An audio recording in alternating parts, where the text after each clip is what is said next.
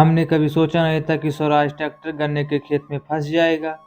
तो राधे राधे दोस्तों, सुबह सो के उठने के बाद पाइप का बंडल लेकर चल देते हैं खेत की तरफ, क्योंकि हमें सरसों की फसल की सिंचाई करनी थी। तो फाइनली हम पहुंच जाते हैं खेत में। उसके बाद पानी वाले पाइप को सरसों के खेत तक फैला देते हैं। उसके बाद मोटर में डीजल डाल देते हैं,